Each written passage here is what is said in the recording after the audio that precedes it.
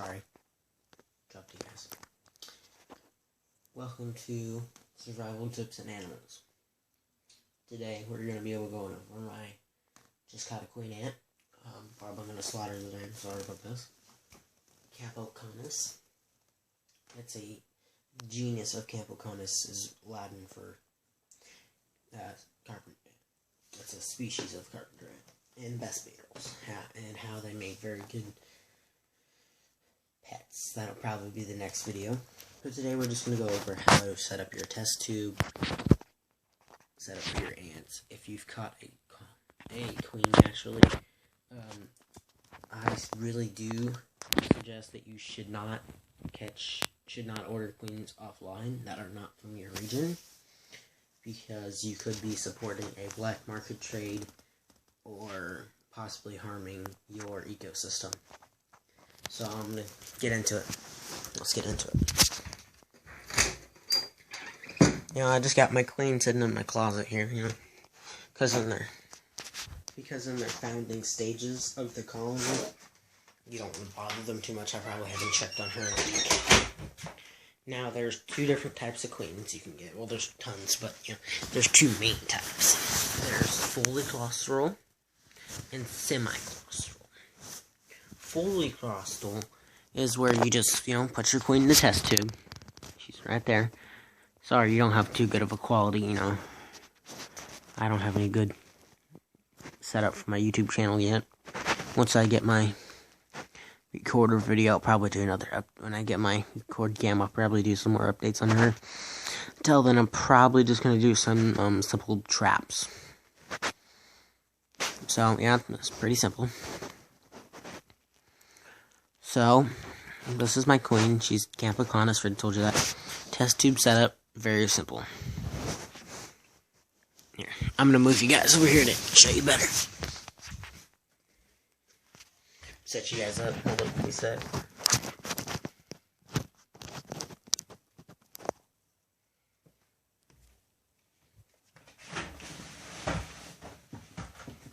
Well, guys, very simple. As you can see, I got my queen here.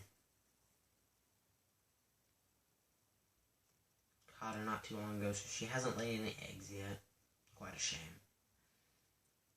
She is fertile. Simple test tube setup. The cotton in the end was a mistake. It just slid down there. Couldn't get it out, I was going to get it out, but the queen was getting stressed, so I just put her in the test tube setup. Very simple. You'd fill it up to like here. It doesn't really matter where you fill it up to. As long as your queen has about at least that much room to move. About a centimeter or two longer than she is, so she can turn around and move her eggs all she wants. Fill it up, water, and you put some cotton in it, down to the water. And I suggest you do it with like a Q-tip, push it down, so you absorb any excess water that's just sitting in the tube, because that's bad for the queen. It's so they can drink out of it. The cotton in the end, make sure it's cotton or something breathable you're going to knock off the end with, so there's air access in there.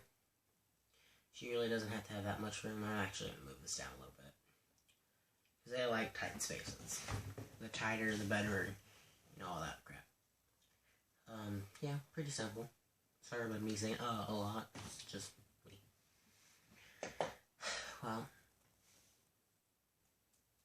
oh yeah. Back to the fully claustral. Fully claustral ants tend to have bigger thoraxes. Because the bigger the thorax, that means they're fully claustral. That means you can put them in a test tube, put them in your closet, forget about them, and you should do this or it might stress them out. In carpenter, Campoconus, I might be slaughtering the name, you'll find it down in the description. If you want the actual name, sorry. Campoconus ants, which are basically, the genus is carpenter ants. All sorts. There's like 400 species in just Missouri, which is where I live. Shout out to all Missourians. Not really, I hate Missouri. It's all lies. Fully claustral have bigger thoraxes, and you can just put them in there, forget about them. They'll survive off their fat reserves. semi-claustral, like bulldog ants and that genus, bulldog ant, trapjaw ant, stuff like that. The queen, in her founding stages, before she gets her nanotechs, which are the first brood of eggs that hatch, she has to go out and find the food. Because she doesn't have enough fat reserves to live. Yeah, it's pretty simple, man.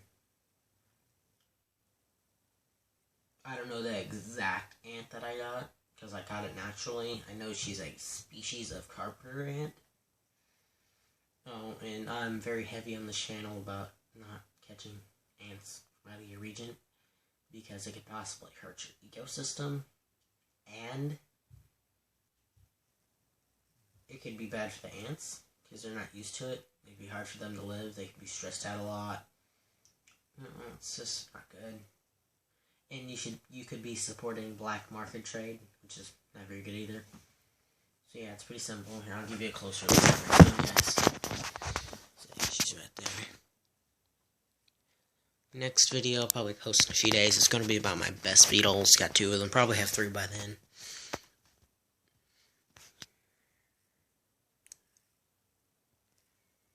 I'm not sure how that's turning out. Sorry. It's probably a little blurry. Here. Give me a sec.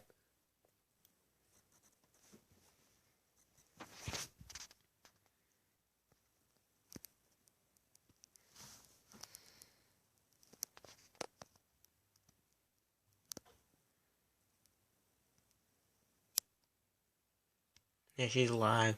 She, and the way to tell how that's a fertile queen, it's not the most reliable one, but it is pretty on their thorax, or their, not the thorax, but their middle section, I forgot that was called. They'll have little tiny scars, and usually their middle section's more of a plateau. It ain't rounded like the other ones, and their thorax is bigger. Yeah, and they're usually bigger in general, but carpenter ants have major workers and stuff like that you can get them confused with, so.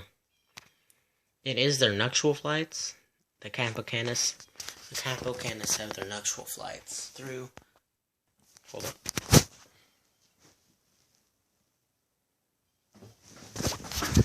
I'm gonna put her back and I'm gonna check the list for you guys because I know it's through September. And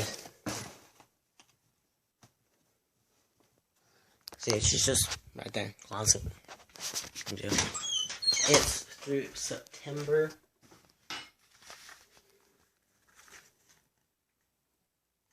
Oh, no, sorry, I caught her. It's through August and September.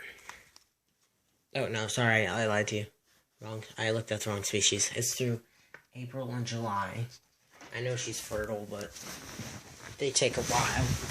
I actually spotted 3 eggs in there. They take about 2 months for the eggs to develop. If you have patient time, I wouldn't do it. Well, this video is over, guys, so just smash that like button. Subscribe, hit the bell icon below. Welcome to the